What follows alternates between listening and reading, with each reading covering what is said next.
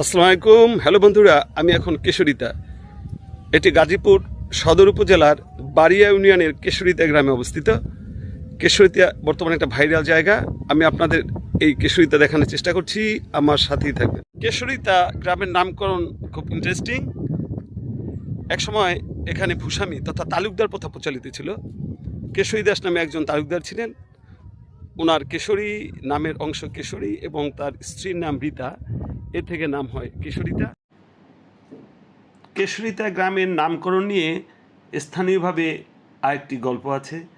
তৎকালীন স্থানীয় এক জমিদারের অত্যন্ত রূপবতী এক কন্যা ছিল, যার নাম ছিল রীতা।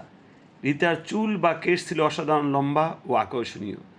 সেই রূপবতী কন্যার লম্বা কেশ ও তার নামে রীতা শব্দ দুটি মিলেই কালক্রমে এ গ্রামের নাম হয়েছে কেশরিতা। তবে ঐতিহাসিকগণ কেশরী দাসের নাম অনুসারে এ গ্রামের নাম কেশরিতা হয়েছেন এটারই প্রাধান্য দিয়েছেন। নামে কি আসে যায়, চলুন ঘুরে আসি আমরা কেশরিতা গ্রাম। কেশরিতা সেই ভাইরাল জায়গা।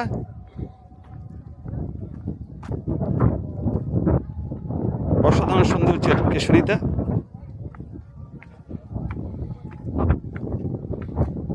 ছোট্ট সুন্দর কাঠের ব্রিজ,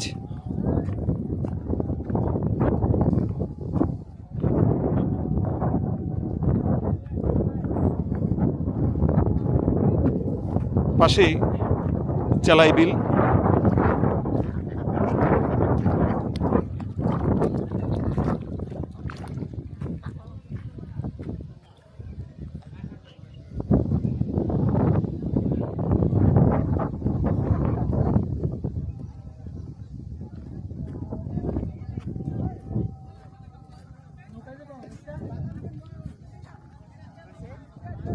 নৌকা, ছোট নৌকা 1 ঘন্টা হিসাবে ঘোরা যায় চেলাই বিলে।